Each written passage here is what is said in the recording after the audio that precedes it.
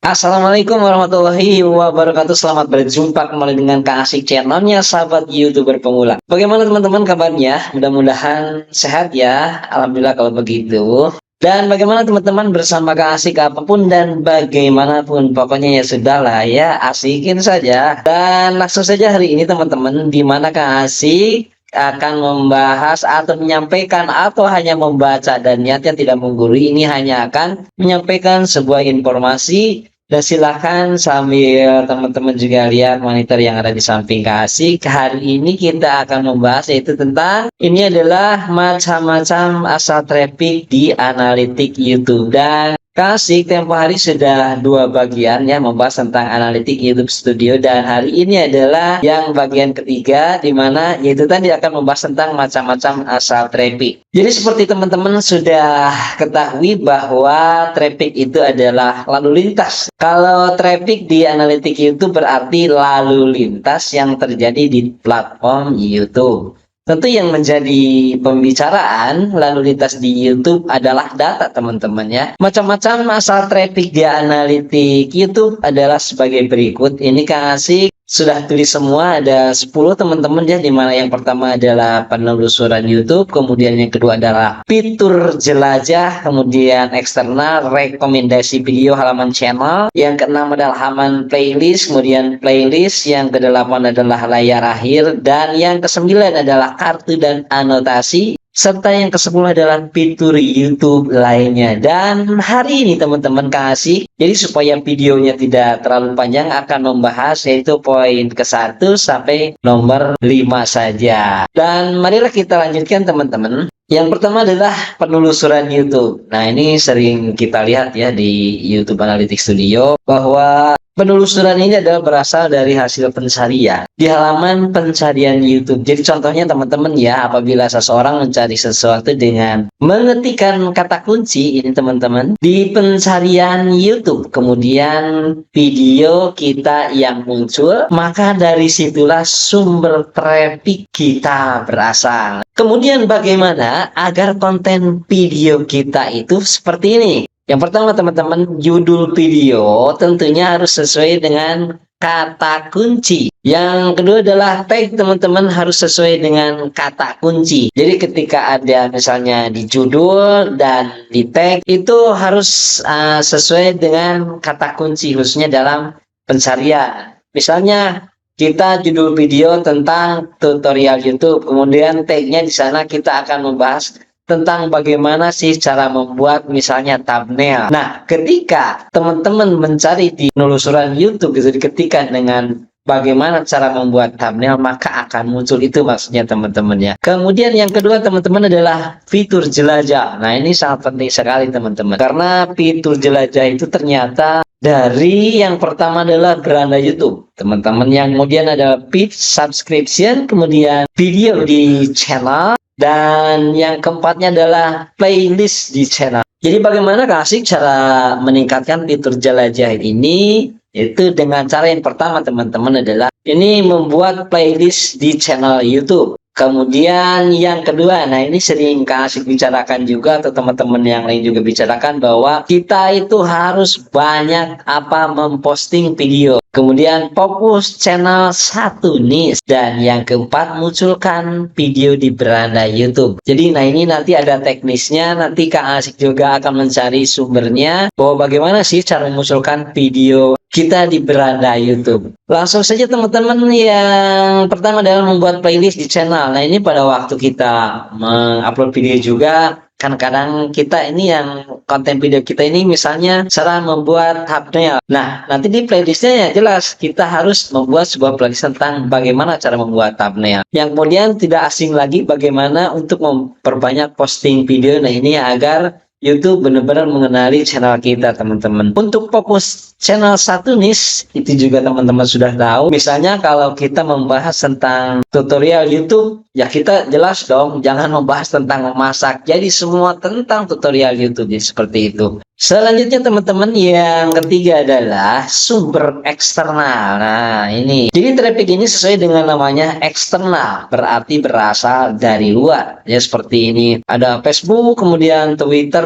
web, dan aplikasi yang tertaut ke channel YouTube. Semua link yang masuk dari sini akan ketahuan oleh YouTube. Nah ini kita juga justru bisa dilihat di YouTube Studio Analytics. Ya jadi sumber-sumber eksternal itu diantaranya seperti WhatsApp, Facebook, itu memang terlihat teman-teman. Kemudian bagaimana cara menambah traffic eksternal ini? Kita harus mengaitkan link video dengan sumber eksternal. Jika kita tidak punya web, berarti kita harus sering share seperti ke Facebook, Twitter, web, dan aplikasi lainnya. Dan teman-teman juga sudah mengetahui bahwa ketika kita pasca atau selesai mengupload sebuah video, bagaimana mau di-share ke Facebook atau WhatsApp atau Twitter dan lain-lain sebagainya. Maka di situ sudah disediakan oleh YouTube itu sendiri.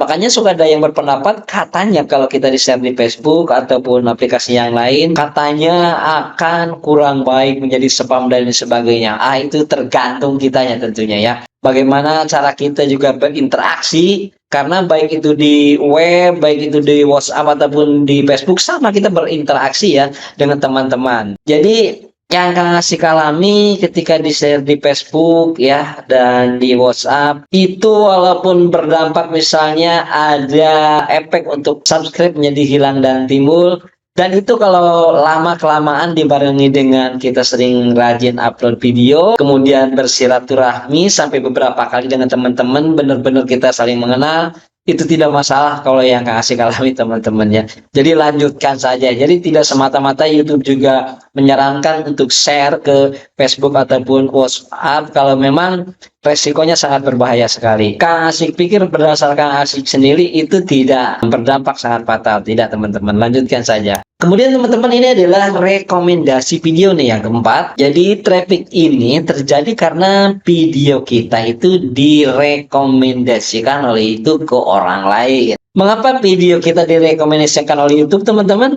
Nah, karena video kita berarti dianggap baik dan layak menurut YouTube. Apabila video kita direkomendasikan oleh YouTube, itu adalah pertanda baik teman-teman. Oleh sebab itu, video kita dan channel kita potensial untuk berkembang dengan baik. Lalu bagaimana Kak Asik supaya video kita direkomendasikan oleh YouTube? Yang pertama adalah balik lagi teman-teman.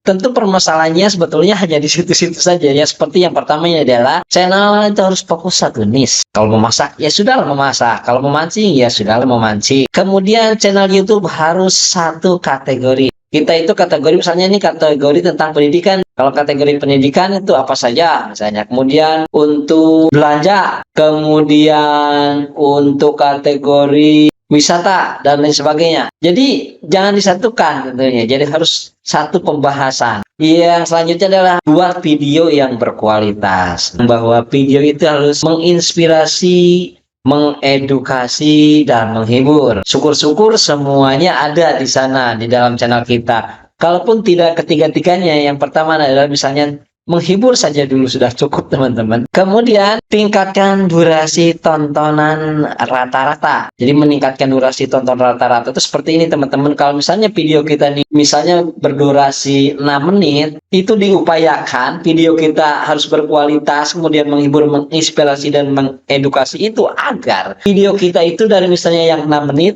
ya minimal ditonton itu adalah 3 menit setengahnya. Ya syukur-syukur full. Kalaupun tidak di tengah-tengah misalnya lebih dikit lah menjadi 4 atau 5, itu sudah bagus. Kemudian teman-teman, di rekomendasi video ini ada satu catatan bahwa YouTube juga akan merekomendasikan berdasarkan kata-kata atau kalimat. Tempo hari Kang Asik upload itu bahwa di dalam pembicaraan kita harus sering mengatakan sebuah kata-kata seperti Kang Asik, Kang Asik, dan Kang Asik. Nah ini teman-teman, di dalam video kemarin Kang Asik juga membahas bahwa kata-kata atau kalimat tersebut akan menjadi sebuah kata kunci direkam oleh YouTube ternyata teman-teman. Makanya Kang Asik dari dulu juga sering menyebutkan sebuah kata-kata Kang Asik atau bersama Kang Asik, ya sudahlah, pokoknya asikin saja ya, seperti itu teman-temannya. Itu adalah sangat bermanfaat sekali dan tidak akan jadi spam. Jadi beda lagi ketika kita bersilaturahmi dengan teman-teman, kemudian saling komen dan kalimatnya copy paste. Beda sekali dengan itu. Walaupun kita sering mengucapkan kata-kata, tetapi yang ada korelasinya tentunya dengan konten yang kita buat itu sangat baik sekali teman-teman. Dan itu adalah akan menjadi salah satu poin untuk merekomendasikan video kita.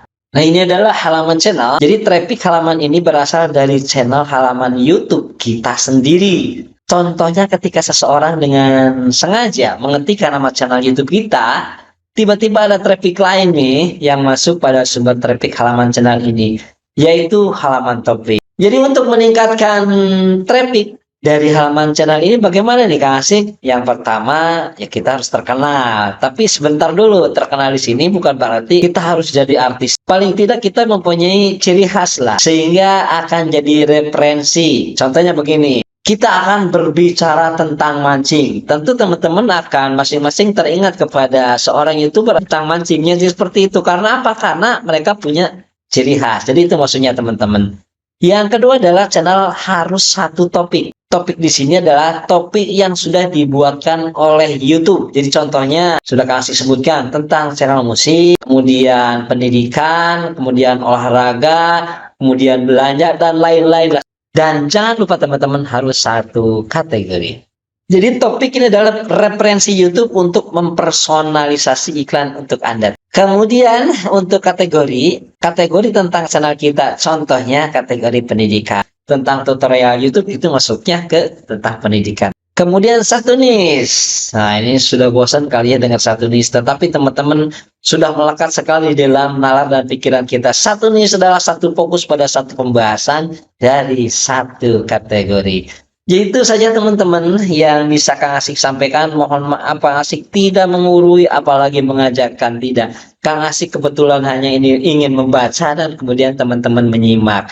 Jadi kita mudah-mudahan saling bermanfaat. Dan mohon maaf apabila dalam penyampaian banyak kata-kata Kang Asik yang salah, dan itu semua adalah hanya karena kekurangan Kang Asik. Kang Asik teman-teman mohon pamit, mohon undur diri. Wallahu muwaffiq illa aqwamit thoriq. Assalamualaikum warahmatullahi wabarakatuh. Dadah, sampai jumpa.